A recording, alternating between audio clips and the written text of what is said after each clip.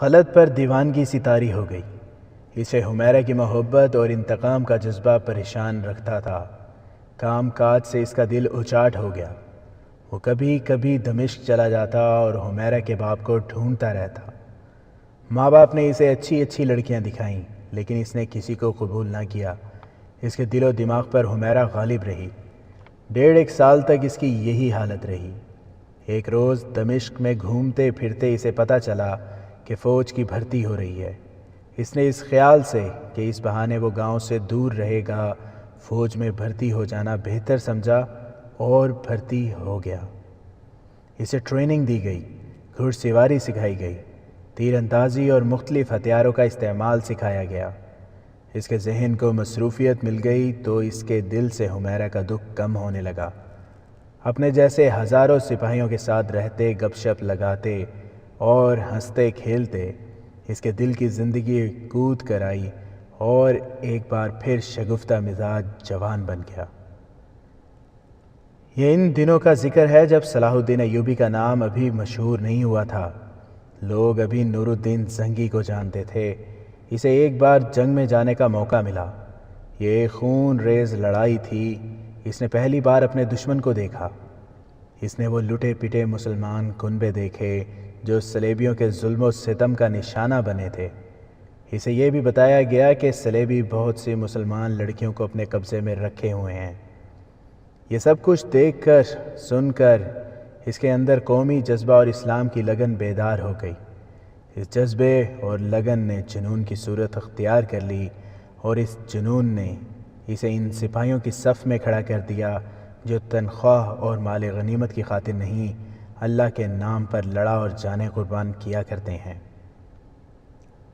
3-4 سال بعد جب صلاح الدین ایوبی کو مصر کا امیر بنا کر قاہرہ بھیجا گیا تو صلیبیوں نے سوڈانیوں کے ساتھ خفیہ معاہدے کر کے سمندر کی طرف سے مصر پر حملہ کیا تو سلطان ایوبی نے نور الدین زنگی سے کمک مانگی۔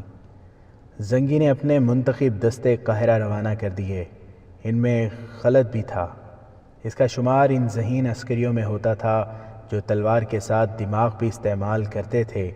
اسے 50 سپاہیوں کے ایک جیش کا کمانڈر بنا دیا گیا۔ مصر میں اس کا ذہن پوری طرح بیدار ہو گیا۔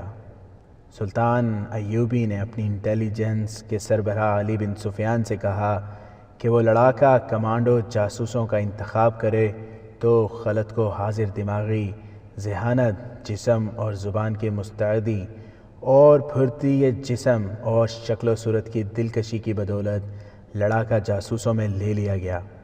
اسے کمانڈو اور گوریلا قسم کے دشمن مارنے کے لیے چند بار بھیجا گیا تھا، لیکن جاسوسی کے لیے ملک سے باہر نہ بھیجا گیا۔ ملک کے اندر جاسوسوں کی سراغ رسانی، تعاقب اور گرفتاری کے لیے اسے استعمال کیا جاتا رہا۔ جاسوسوں کو وہ خوب پہچانتا تھا۔ اب 1174 میں جب سلطان ایوبی نور الدین زنگی کی وفات کے بعد 700 سوار لے کر دمشق پر قبضہ کرنے اور الملک الصالح کی معزولی کی مہم پر روانہ ہوا تو اس نے اپنے جاسوسوں کو پہلے ہی دمشق بھیج دیا تھا، جو مختلف بحروب دھار کر دمشق میں داخل ہوئے اور پھیل گئے تھے۔ اور جب دمشق پر سلطان ایوبی کا قبضہ ہو گیا اور الصالح، اس کے امیر، وزیر اور اس کے باڈی گارڈز دمشق سے بھاگے تو علی بن سفیان کے معاون حسن بن عبداللہ نے جو جاسوسوں کے ساتھ دمشق کیا تھا، کئی ایک جاسوس دمشق سے اس طرف روانہ کیے جس طرف الصالح اور اس کے باڈی گارڈ دستے گئے تھے۔ ان جاسوسوں کو خصوصی ہدایت اور مختلف مشن دیے گئے تھے۔ خلد کو بھی ان کے ساتھ بھیجا گیا تھا۔ اس کے ساتھ ایک اور ساتھی بھی تھا۔ حلب میں پہنچے تو وہاں افراتفری کا عالم تھا۔ الصالح کے حواریوں کو فوری طور پر فوج کی ضرورت تھی۔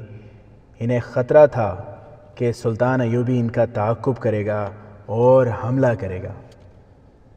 اس صورتحال میں انہیں جیسا کیسا سپاہی ملا انہوں نے رکھ لیا۔ خلد اور اس کے ساتھی نے اپنے آپ کو اس کی فوج کے سپاہی ظاہر کیا جو دمشق سے بھاگ آئے تھے۔ کمانڈروں میں سے کسی کو ہوش نہیں تھی کہ چھان بین کرتے کہ کوئی مشکوک افراد فوج میں نہ آ گئے ہوں۔ سلطان ایوبی کے جاسوسوں نے کئی اہم جگہیں سنبھال لیں اور حلب میں زمین دوز اڈہ بھی قائم کر لیا۔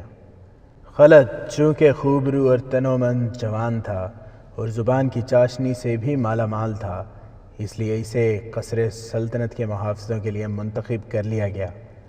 اس نے اپنے ایک ساتھی کو بھی اپنے ساتھ رکھا۔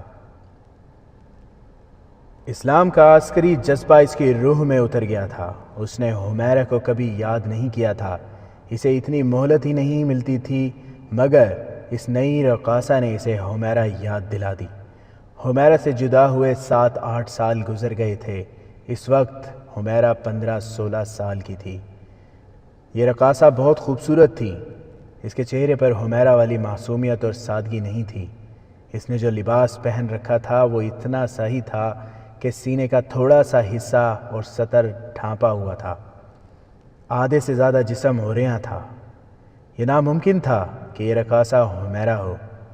تیسری بار رقاصہ اس کے قریب سے گزری تو بھی خلد نے اسے ٹکٹکی باندھ کر دیکھا۔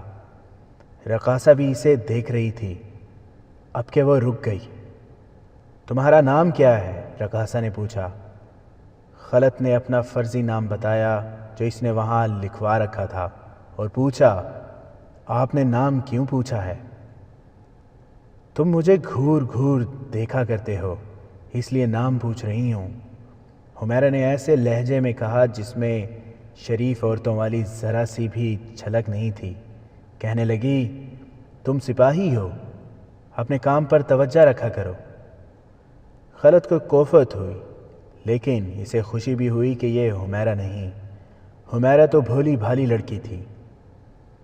اسی شام ہال میں ضیافت تھی۔ ریمانڈ کے جاسوسوں کا کمانڈر 3-4 روز پہلے آیا تھا۔ اس کا نام ونڈسر تھا۔ یہ ضیافت اسی کے اعزاز میں دی جا رہی تھی۔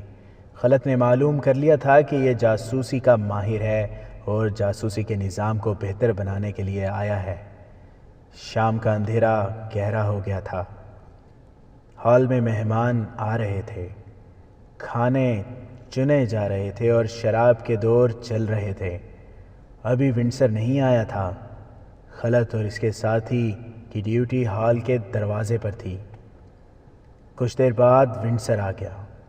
اس نے دونوں پہرہ داروں کو غور سے دیکھا، پھر اس نے خلد کے چہرے پر نظریں گاڑ دیں۔ تم خلیفہ کے محافظ دستے میں کب آئے ہو؟ ونڈسر نے خلد کی زبان میں پوچھا۔ یہاں آ کر مجھے محافظ دستے میں لیا گیا ہے، خلد نے جواب دیا۔ اس سے پہلے میں دمشق کی فوج میں تھا۔ تم مصر بھی گئے تھے؟ ونڈسر نے پوچھا۔ نہیں۔ ونڈسر نے دوسرے پہرہ دار سے خلد کے متعلق پوچھا، تم اسے کب سے جانتے ہو؟ ہم دونوں دمشق کی فوج میں اکٹھے رہے ہیں، اس نے جواب دیا۔ ایک دوسرے کو اچھی طرح جانتے ہیں، اور میں شاید تم دونوں کو اچھی طرح جانتا ہوں، ونڈسر نے مسکرا کر کہا۔ ذرا میرے ساتھ آؤ۔ وہ انہیں پہرے سے ہٹا کر اپنے ساتھ لے گیا۔ وہ گھاگ اور سراغ رساں اور جاسوس تھا۔ یہاں پہنچتے ہی اس نے باڈی گارڈز کی خفیہ چھان بین شروع کر دی تھی۔ خلد کو دیکھتے ہی اسے کچھ یاد آ گیا تھا، اور اس نے جب اس کے ساتھی کو دیکھا تو اس کا شک پکا ہو گیا۔ شک غلط بھی نہیں تھا۔ خلد اور اس کا ساتھی 3-4 سال سے انٹیلیجنس میں تھے اور وہ اکٹھے رہتے تھے۔ ان کی جوڑی پکی ہو گئی تھی۔ ونڈسر انہیں اپنے کمرے میں لے گیا جو اسی عمارت میں بڑے ہال میں تھوڑی ہی دور تھا۔ کمرے میں لے جا کر اس نے مشل کی روشنی میں دونوں کو ایک بار پھر غور سے دیکھا۔ اگر تم مجھے یقین دلا دو کہ تم یہاں کے وفادار ہو اور صلاح الدین ایوبی کو اپنا دشمن سمجھتے ہو تو میں تمہیں چھوڑ ہی نہیں دوں گا، بلکہ ایسے کام پر لگاؤں گا جہاں عیش کرو گے۔ ونڈسر نے کہا، جھوٹ نہ بولنا، پچھتاؤ گے۔ ہم یہیں کے وفادار ہیں، خلد نے کہا۔ تم نے وفاداری کب سے بدل لی ہے؟ ونڈسر نے پوچھا، اور کیوں بدلی ہے؟ خدا اور رسول کے بعد خلیفہ کا رتبہ ہے، خلد نے کہا۔ صلاح الدین ایوبی کا کوئی رتبہ نہیں۔ مصر سے کب آئے ہو؟ ونڈسر نے پوچھا، اور جواب کا انتظار کیے بغیر کہا، تم شاید مجھے نہیں جانتے، میں بھی تمہاری طرح جاسوس ہوں۔ نام شاید بھول جاؤں، چہرے نہیں بھولا کرتا۔ علی بن سفیان کہاں ہے؟ مصر میں یا دمشق میں؟ ہم اسے نہیں جانتے، خلد کے ساتھی نے جواب دیا، ہم سیدھے سادے سپاہی ہیں۔ ونڈسر نے دروازے میں جا کر دیکھا اور کسی ملازم کو آواز دی۔ ملازم آیا تو اس نے کسی لڑکی کا نام لے کر ملازم سے کہا کہ اسے بلا لاؤ۔ وہ لڑکی قریب ہی کسی کمرے میں تھی۔ ذرا سی دیر میں ایک بڑی ہی حسین لڑکی آ گئی۔ خلد کو معلوم تھا کہ یہ سلیبی لڑکی ہے۔ اس کے ساتھ نئی رقاصہ تھی جسے دیکھ کر خلد کو حمیرہ یاد آیا کرتی تھی۔ ونڈسر نے سلیبی لڑکی سے عربی زبان میں بات کی۔ اس نے ہنس کر پوچھا کہ اس رقاصہ کو کیوں ساتھ لے آئی ہو؟ لڑکی نے جواب دیا کہ یہ میرے کمرے میں تیار ہو کر آ گئی تھی اور میں تیار ہو رہی تھی۔ آپ کا بلاوا آیا تو سمجھی کہ آپ نے مجھے ضیافت میں ساتھ چلنے کے لیے بلایا ہے، میں اسے بھی ساتھ لے آئی۔ کوئی بات نہیں، ونڈسر نے کہا، اچھا ہوا یہ بھی آ گئی ہے، تماشا دیکھ لے گی۔ اس نے سلیبی لڑکی سے کہا، میں نے تمہیں کسی اور کام کے لیے بلایا ہے۔ دونوں پہرہ داروں کی طرف اشارہ کر کے اس نے لڑکی سے کہا، ان دونوں کے چہروں کو دیکھو، شاید تمہیں کچھ یاد آ جائے۔ لڑکی نے دونوں کے چہروں کو بڑی غور سے دیکھا، ماتھے پر شکن ڈال کر سوچا، پھر دیکھا اور اس کے ہونٹوں پر مسکراہٹ آ گئی۔ اس نے خلد اور اس کے ساتھی سے پوچھا، تم کس وقت ہوش میں آئے تھے؟ دونوں نے ایک دوسرے کی طرف دیکھا، پھر لڑکی کو دیکھا۔ خلد حاضر دماغ تھا، وہ جان گیا کہ انہیں پہچان لیا گیا ہے۔ وہ بچنے کے طریقے سوچنے لگا۔ یہ اب عقل اور ہوش کا کھیل تھا۔ اس نے بھولا بن کر کہا، میں سمجھ نہیں سکتا کہ پہرے سے ہٹا کر آپ نے ہمارے ساتھ کیوں مذاق شروع کر دیا ہے۔ ہمارے کماندار نے دیکھ لیا تو ہمیں سزا دے گا۔ تم پہرہ دار نہیں ہو، ونڈسر نے کہا، تم دونوں کو وہاں کھڑا کرنے کی بجائے بہتر ہے کہ وہاں کوئی بھی کھڑا نہ ہو، وہاں تمہاری کوئی ضرورت نہیں۔ اس نے خلد کے کندھے پر ہاتھ رکھ کر کہا، یہاں آ کر اپنا حلیہ ذرا سا تو بدل لیا ہوتا۔ سلطان صلاح الدین ایوبی اور علی بن سفیان جاسوسی کے ماہر ہیں، لیکن ہم بھی اناڑی نہیں۔ اپنے آپ کو مصیبت میں نہ ڈالو، فوراً بتا دو کہ تم دونوں مصر سے آئے ہوئے جاسوس ہو۔ تمہارے ساتھ میری اور اس سلیبی لڑکی کی ملاقات پہلے بھی ہو چکی ہے۔ تم مجھے نہیں پہچان سکے کیونکہ میں بگاڑے ہوئے حلیے میں تھا۔ میں نے تمہیں پہچان لیا ہے کیونکہ تم آج بھی اسی حلیے میں ہو جس میں 2.5 سال پہلے تھے۔ ذرا ذہن پر زور دو، تمہیں یاد آ جائے گا۔ مصر کے شمال میں تم دونوں ایک قافلے کے ساتھ چل پڑے تھے کیونکہ تمہیں شک تھا کہ یہ قافلہ مشکوک ہے۔ تم نے ایک قافلے کے ساتھ سفر کیا تھا، ایک رات بھی قافلے کے ساتھ گزاری تھی، مگر تمہاری بدقسمتی کہ تمہاری جب آنکھ کھلی تو تم صحرا میں اکیلے پڑے تھے۔ قافلہ بہت دور نکل گیا تھا۔ ونڈسر نے انہیں یاد دلایا۔ خلد اور اس کا یہی ساتھی جاسوسوں کی سراغ رسانی کی ڈیوٹی پر تھے۔ یہ 2.5-3 سال پہلے کا واقعہ ہے۔ سوڈانیوں کو شکست تو دی جا چکی تھی، لیکن وہ سلیبیوں کی مدد سے مصر پر حملے کی تیاریوں میں مصروف تھے۔ مصر کے اندر سلیبی جاسوس اور تخریب کار سرگرم تھے۔ ان کی سراغ رسانی کے لیے علی بن سفیان کا جاسوسی کا نظام کام کر رہا تھا۔ سرحدوں پر گشتی دستے بھی تھے۔ مصر کے اپنے جاسوس مسافروں وغیرہ کے بھیس میں سرحدی علاقوں میں گھومتے پھرتے رہتے تھے۔ ایک بار خلد اپنے اس ساتھی کے ساتھ مصر کے شمال میں گشت پر تھا۔ دونوں اونٹوں پر سوار تھے اور دونوں غریب سے صحرائی مسافروں کے بھیس میں تھے۔ انہیں ایک قافلہ جاتا نظر آیا جس میں بہت سے اونٹ اور چند ایک گھوڑے تھے۔ قافلے والوں میں بوڑھے بھی تھے، جوان بھی تھے، بچے اور عورتیں بھی تھیں۔ خلد اور اس کا ساتھی جاسوس تھے۔ وہ قافلے کو روک کر نہیں دیکھ سکتے تھے۔ انہیں ہدایت یہ تھی کہ آتے جاتے قافلوں کو دیکھیں اور ذرا سا بھی شک ہو تو قریبی سرحدی چوکی کو اطلاع دیں۔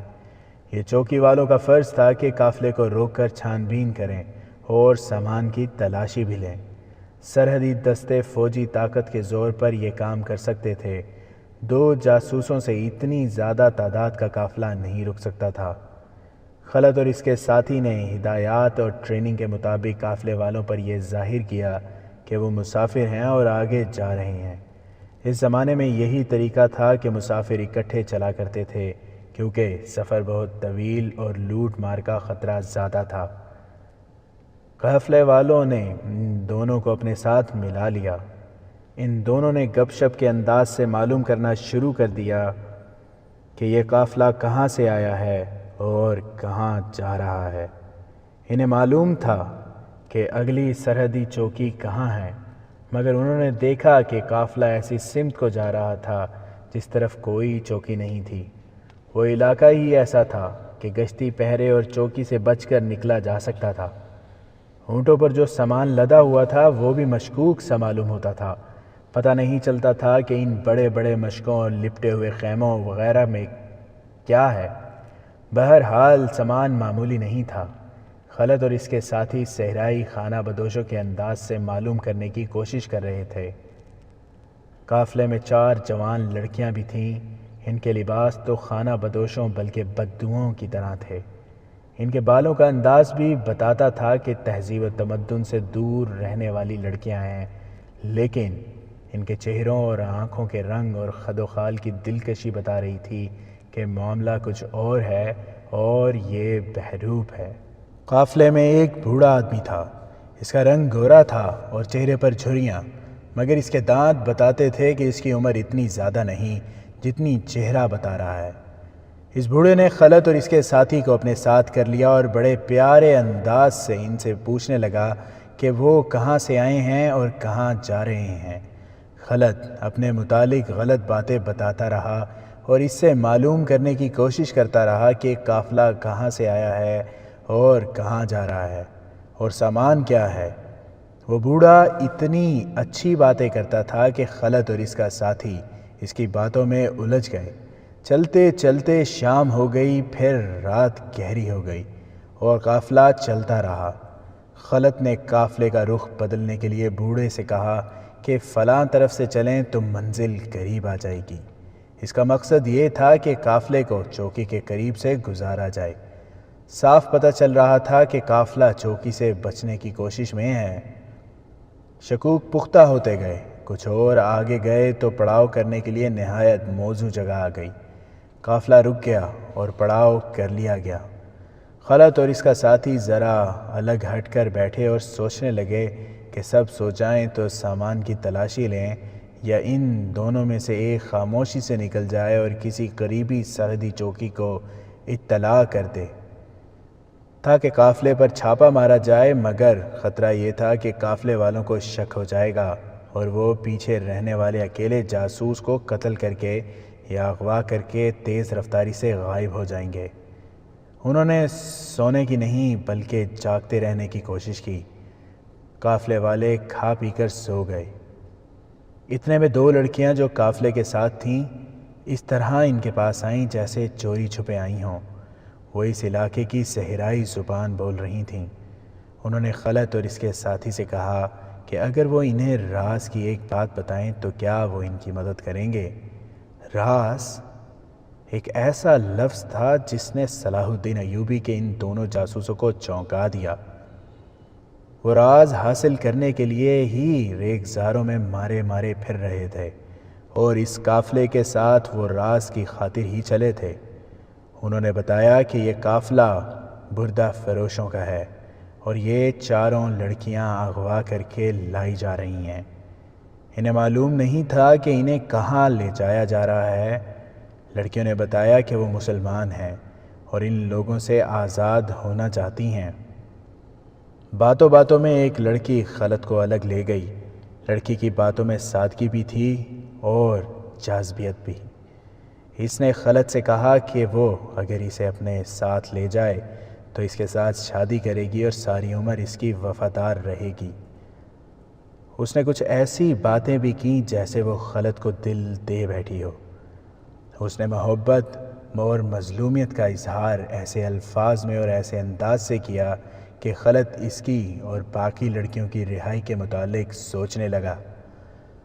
دوسری لڑکی خلد کے ساتھی کے ساتھ الگ بیٹھی تھی اور وہ بھی اسی قسم کی باتیں کر رہی تھی۔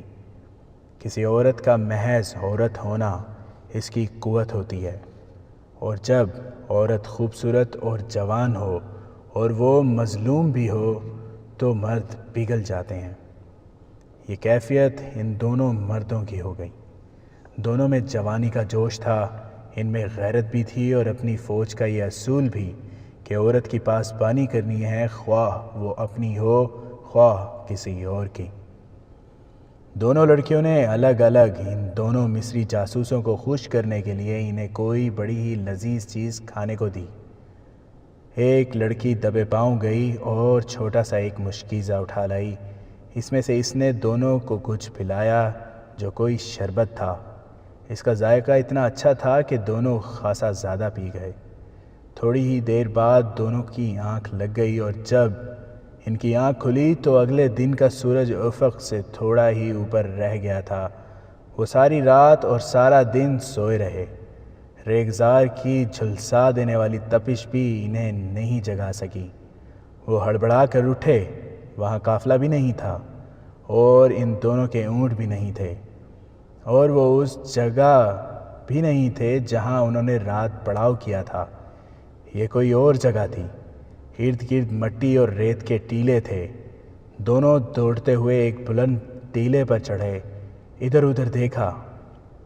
انہیں ٹیلوں کی چوٹیوں اور ان سے دور صحرا کی ریت کے سوا کچھ بھی نظر نہیں آ رہا تھا۔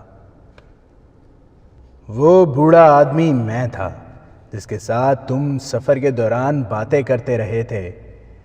ریمانڈ کے جاسوسوں کے کمانڈر ونڈسر نے انہیں کہا، میں تمہاری باتوں سے جان گیا تھا کہ تم جاسوس ہو اور معلوم کرنا چاہتے ہو کہ ہم کون ہیں اور کہاں جا رہے ہیں۔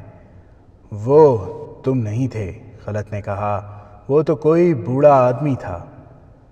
وہ میرا بہروپ تھا، ونڈسر نے کہا۔ مجھے خوشی ہے کہ تم مان گئے ہو کہ تم دونوں جاسوس تھے اور اب بھی جاسوس ہو، اور میں تمہیں یہ بھی بتا دوں کہ تمہیں بے ہوش کرنے والی لڑکیوں میں سے ایک یہ تھی۔ ہم اب جاسوس نہیں ہیں، خلط نے کہا، اب ہم خلیفہ کے وفادار ہیں۔ تم بکواس کرتے ہو، ونڈسر نے کہا۔ علی بن سفیان کی میں نے ہمیشہ تعریف کی ہے، مگر تمہاری تربیت مکمل نہیں۔ تم نے ابھی تک اپنے آپ کو چھپانا اور اپنا حلیہ بدلنا نہیں سیکھا۔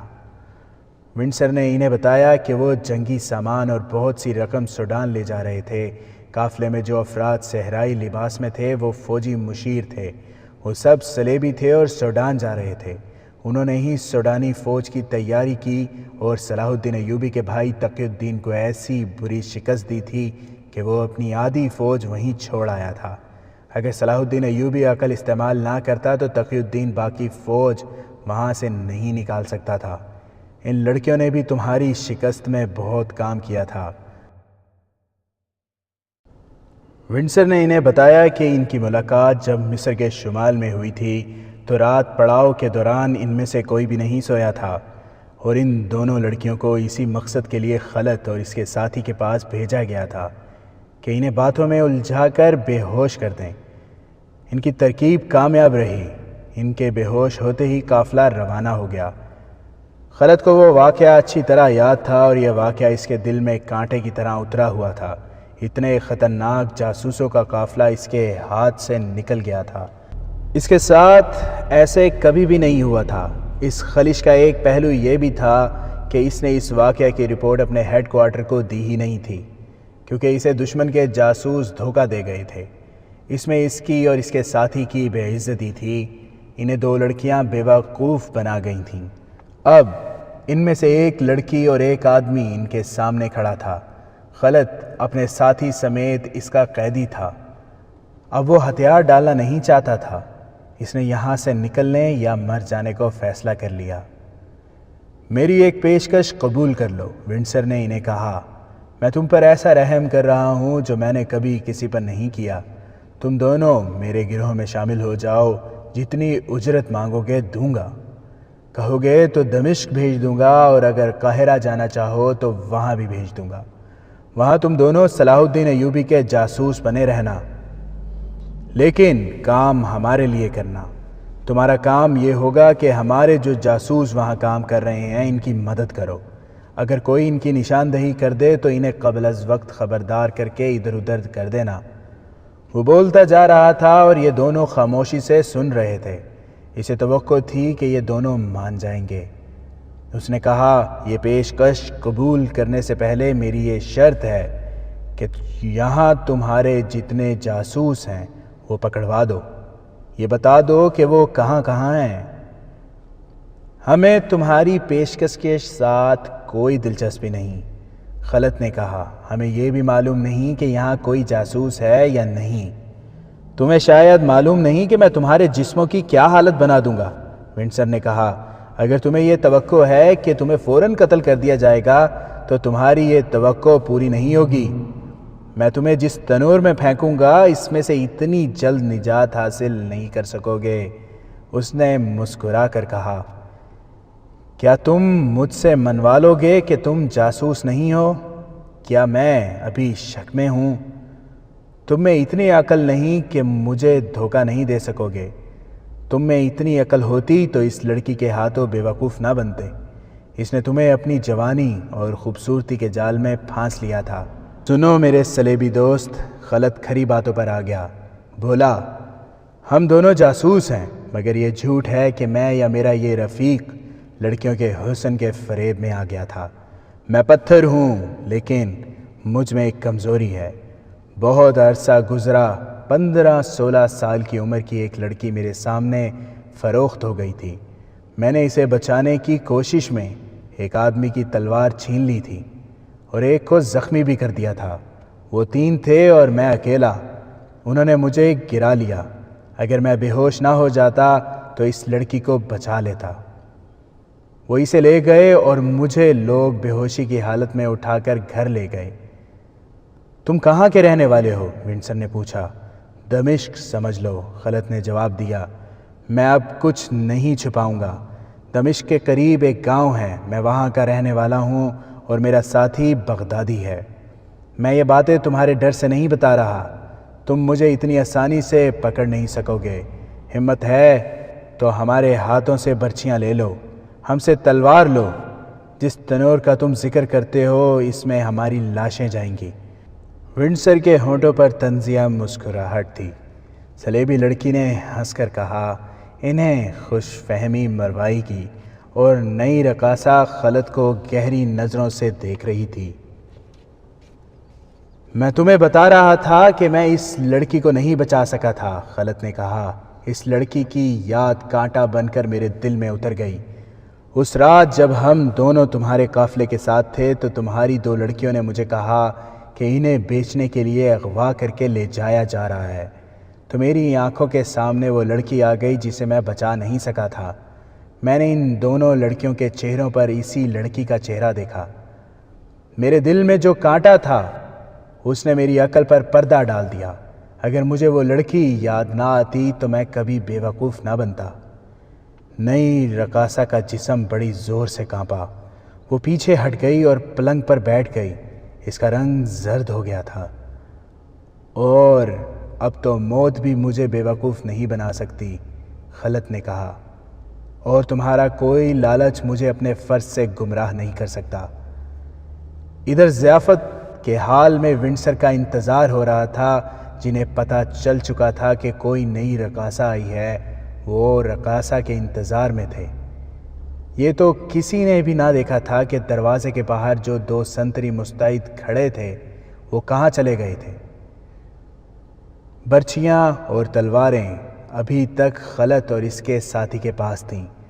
ونڈسر نے جب دیکھا کہ وہ اس کی پیشکش ٹھکرا چکے ہیں اور دونوں اپنے عقیدے اور فرض کے پکے معلوم ہوتے ہیں تو اس نے انہیں کہا کہ ہتھیار اس کے حوالے کر دیں۔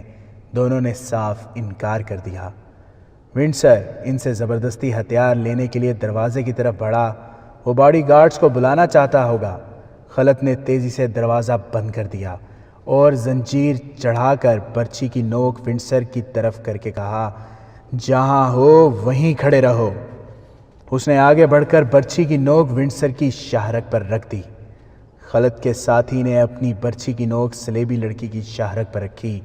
ونڈسر اور لڑکی پیچھے ہٹتے ہٹتے دیوار کے ساتھ جا لگے۔ خلت اور اس کے ساتھی نے دونوں کو وہیں دبا لیا۔ خلت نے نئی رقاصہ سے کہا، تم ان کے ساتھ کھڑی ہو جاؤ۔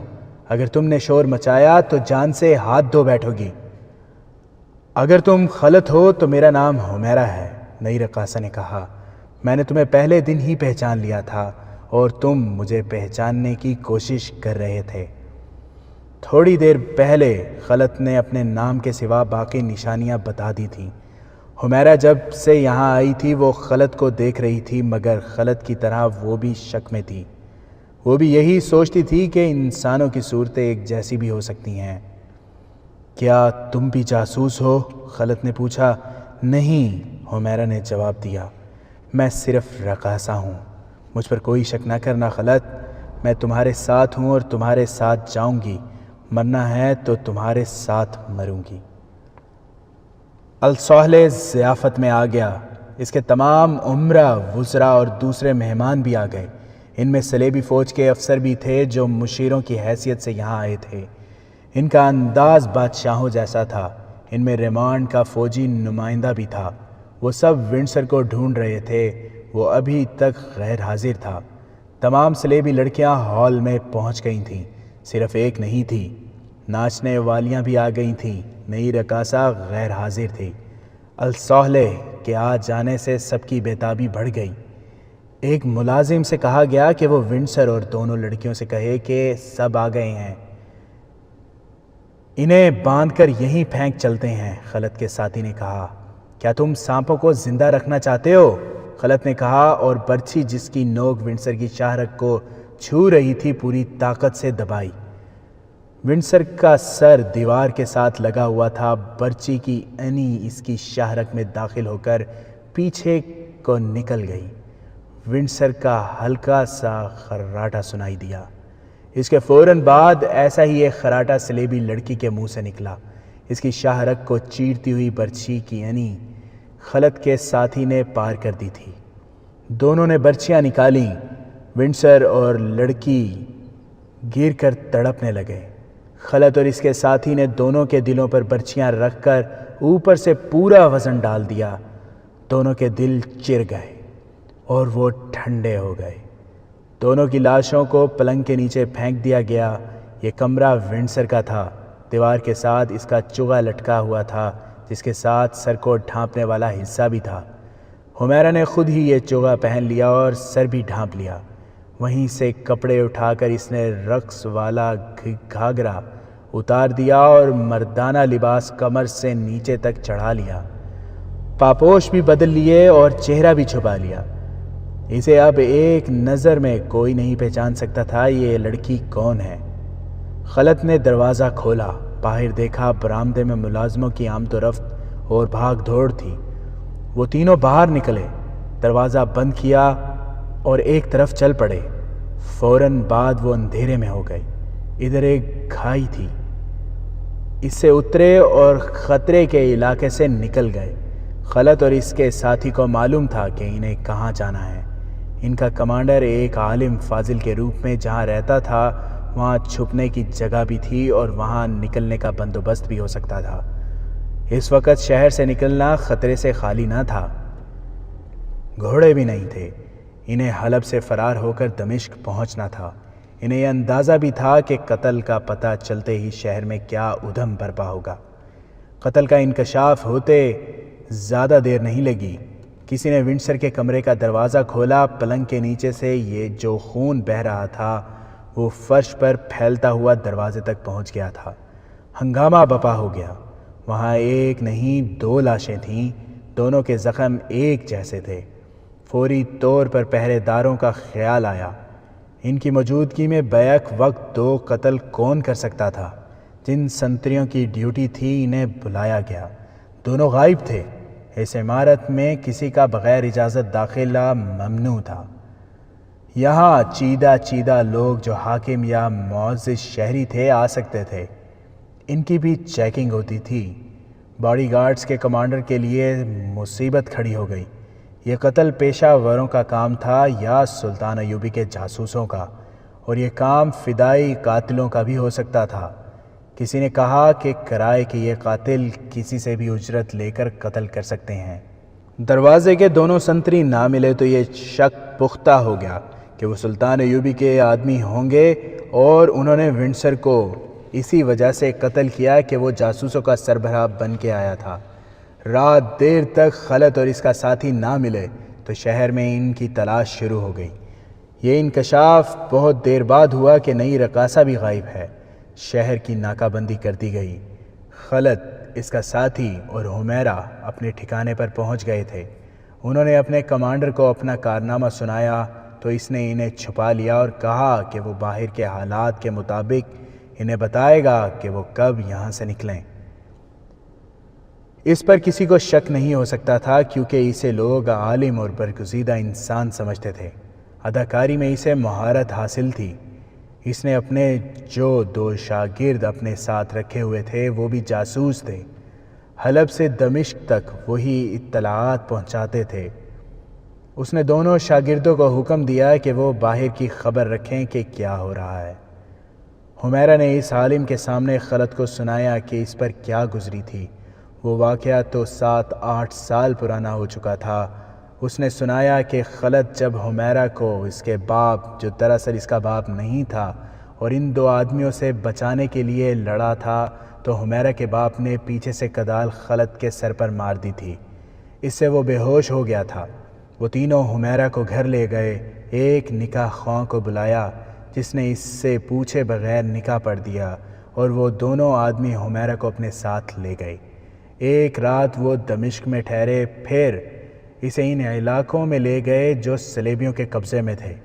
اسے ناچ کی تربیت دی جانے لگی۔ ابتدا میں اس نے مزاحمت کی مگر اس پر اس قدر تشدد کیا گیا کہ وہ بے ہوش ہو جاتی تھی۔ اس دوران اسے خوراک نہایت اچھی دی جاتی تھی۔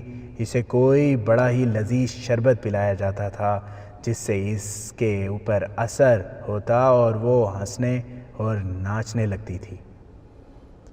تشدد اور نشے سے اسے رقاصہ بنا لیا گیا۔ بہت اونچے درجے کے لوگ اسے داد دینے لگے۔ وہ ایسے قیمتی تحفے لاتے تھے کہ وہ دنگ رہ جاتی تھی۔ اسے یروشلم بھی لے جایا گیا تھا جہاں 2 آدمیوں نے اس کے مالکوں سے کہا تھا کہ وہ منہ مانگی قیمت لے لیں اور یہ لڑکی انہیں دے دیں۔ انہوں نے صاف بتا دیا تھا کہ وہ اسے جاسوسی وغیرہ کے لیے استعمال کرنا چاہتے ہیں۔ اس کے مالکوں نے سودا قبول نہیں کیا تھا۔ اسے اغوا کرنے کی کوشش بھی کی گئی تھی جو ناکام بنا دی گئی تھی۔ اب اسے حلب میں کسی اور امیر کی فرمائش پر بلایا گیا تھا۔ اس نے بتایا کہ پہلے دن اس نے خلت کو دیکھا تو اس نے بلا شک و شبہ دل سے کہا تھا کہ یہ خلت ہے، لیکن یہ شک بھی ہوتا تھا کہ ہو سکتا ہے یہ خلت کی شکل و صورت کا کوئی اور آدمی ہو۔ وہ اسے غور سے دیکھتی تھی۔ آخر یہ اتفاق ہوا کہ ونڈسر نے خلت اور اس کے ساتھی کو پہچان لیا۔ ونڈسر نے اپنی لڑکی کو بلایا تو حمیرہ بھی اس کے ساتھ چلی گئی۔ خلت نے جب اپنے متعلق چند ایک باتیں بتائیں تو حمیرہ کے شکوک رفع ہو گئے۔ اس نے کہا، میں اس ذلیل زندگی کی عادی ہو گئی تھی، میرے دل میں جذبات مر گئے تھے، میں ایک پتھر کی طرح ادھر ادھر لڑکتی پھر رہی تھی، لیکن خلت کو دیکھا تو میرے سارے جذبات زندہ ہو گئے۔ مجھے یقین نہیں تھا کہ یہ خلت ہی ہے، مگر اس کی صورت نے مجھے وہ وقت یاد دلا دیا تھا جب میرے دل میں اس کی محبت تھی اور اس کے بچوں کی ماں بننے کی خواہش۔ میں نے فیصلہ کر لیا تھا کہ کسی وقت اس سے پوچھوں گی کہ تم خلت ہو۔ اگر یہ خلت نکلا تو اسے کہوں گی کہ آؤ بھاگ چلیں اور صحرا کے خانہ بدوشوں کی طرح زندگی بسر کریں گے۔ اسے خلت تو مل گیا اور وہ اس کے ساتھ بھاگ بھی آئی، لیکن حلب سے بچ کر نکلنا ایک مسئلہ تھا۔ خلیفہ کی ضیافت اور رقص کی محفل ویران ہو چکی تھی۔ وہاں ونڈسر کا انتظار ہو رہا تھا مگر ونڈسر کی لاش پہنچی۔ وہاں صلیبی فوج کے جو اعلیٰ افسر تھے وہ سخت غصے میں تھے۔ ریمانڈ کا فوجی نمائندہ تو سب سے زیادہ بھڑکا ہوا تھا۔ ونڈسر بہت قیمتی افسر تھا۔ فوجی نمائندہ الملک الصالح اور اس کے عمرہ اور اس کے فوجی کمانڈروں پر ٹوٹ ٹوٹ پڑتا تھا اور سب اس سے دبک رہے تھے۔ ان کے دلوں میں صلاح الدین ایوبی کی دشمنی اتنی زیادہ تھی کہ وہ صلیبی افسروں کو فرشتے سمجھے بیٹھے تھے۔ انہی کی مدد سے وہ جنگ کی تیاری کر رہے تھے، لہٰذا ان کی خوشامد کو وہ ضروری سمجھتے تھے۔ فوجی نمائندہ جو کچھ کہتا تھا سب اس کے آگے سر جھکا لیتے اور ہاں میں ہاں ملاتے تھے۔ اس نے کہا، قاتل رات ہی رات شہر سے نہیں نکل سکتے۔ صبح سویرے حلب کے ایک ایک گھر کی تلاشی لی جائے، یہاں کی ساری فوج کو اس پر لگا دو۔ فوج لوگوں کے جاگنے سے پہلے گھروں میں داخل ہو جائے، یہاں کے باشندوں کو اتنا پریشان کیا جائے کہ وہ قاتلوں کو خود ہی ہمارے حوالے کر دیں۔ ایسا ہی ہوگا، ایک مسلمان امیر نے کہا۔ ہم فوج کو ابھی حکم دے دیتے ہیں کہ سحر کے اندھیرے میں شہر میں پھیل جائے۔ ایسا نہیں ہوگا۔ یہ آواز ایک مسلمان قلعہ دار کی تھی۔ اس نے ایک بار پھر گرج کر کہا، ایسا نہیں ہوگا۔ تلاشی صرف اس گھر کی لی جائے گی جس پر پختہ شک اور کوئی واضح شہادت ہوگی۔ اتنے سارے اعلیٰ حکام کے ہجوم پر اس گرجدار آواز نے سناٹا طاری کر دیا۔ کسی کو توقع نہیں تھی کہ ریمانڈ کے فوجی نمائندے کے حکم کو کوئی مسلمان ایسے جوش سے ٹوکے گا۔ سب نے دیکھا کہ یہ کون ہے۔ وہ حمات کا قلعہ دار تھا جس کا نام جوردیک تھا۔ تاریخ میں اس کا نام جوردیک ہی لکھا گیا ہے، پورے نام کا علم نہیں ہو سکا۔ اس کے متعلق تاریخ اتنا ہی بتاتی ہے کہ وہ صلاح الدین ایوبی کا دوست تھا، لیکن واقعہ نگاروں کے مطابق اس واقعے تک وہ صلاح الدین ایوبی کے مخالف کیمپ میں تھا اور الصالح کے وفاداروں میں سے تھا۔ اس کا ثبوت یہ ہے کہ وہ صرف اس ضیافت میں ہی شریک نہیں تھا بلکہ جنگی کانفرنسوں میں شریک ہوتا تھا۔ سلطان ایوبی کے خلاف جنگ کا جو منصوبہ بنا تھا وہ اس میں بھی شریک تھا۔ اس نے جب ایک صلیبی کے منہ سے یہ الفاظ سنے کہ حلب کے ہر گھر کی تلاشی لی جائے گی تو اس میں اسلامی وقار بیدار ہو گیا۔ اس نے کہا، یہاں مسلمان گھرانے ہیں جن میں پردہ نشین خواتین بھی ہیں، ہم ان کی بے عزتی برداشت نہیں کریں گے۔ شریف گھرانوں میں فوجی داخل نہیں ہو سکتے۔ قاتل اسی شہر کے تھے، ایک صلیبی افسر نے کہا۔ ہم تمام شہریوں سے انتقام لیں گے۔ ونڈسر جیسا قابل افسر قتل ہو گیا ہے۔ ہمیں کسی کی عزت اور کسی کے پردے کی پرواہ نہیں، اور مجھے تمہارے ایک افسر کے قتل کی پرواہ نہیں۔ جوردیک نے قہر سے کانپتی ہوئی آواز میں کہا، جوردیک خاموش رہو۔ نو عمر اور نا تجربہ کار سلطان نے حکم کے لہجے میں کہا، یہ لوگ اتنی دور سے ہماری مدد کے لیے آئے ہیں، کیا تم مہمان نوازی کے آداب سے ناواقف ہو؟ احسان فراموش نہ بنو، ہمیں قاتل کو پکڑنا ہے۔ خلیفہ کی تائید میں کئی آوازیں سنائی دیں۔ میں صلاح الدین ایوبی کے خلاف ہو سکتا ہوں اور ہوں بھی، جوردیک نے کہا، لیکن اپنی قوم کے خلاف نہیں ہو سکتا۔ محترم سلطان، اگر آپ نے شہریوں کو پریشان کیا تو سب آپ کے خلاف ہو جائیں گے۔ آپ صلاح الدین ایوبی کے خلاف جو محاذ بنا رہے ہیں وہ کمزور ہو جائے گا۔ ہم نے قوم کی کبھی پرواہ نہیں کی، ریمانڈ کے فوجی نمائندے نے کہا۔ ہم قاتلوں کو ڈھونڈیں گے، وہ کسی گھر میں ہوں گے، ہم انہیں باہر نکالیں گے۔ یہ قتل صلاح الدین ایوبی نے کرایا ہے۔ میرے دوست، جوردیک نے کہا، تمہارے ایک افسر کا قتل کوئی بڑی بات نہیں۔ تم صلاح الدین ایوبی کو قتل کرانے کی کتنی بار کوشش کر چکے ہو۔ یہ الگ بات ہے کہ تم اسے قتل نہیں کر سکے۔ میں یہ نہیں کہوں گا کہ تم نے کوئی جرم کیا تھا۔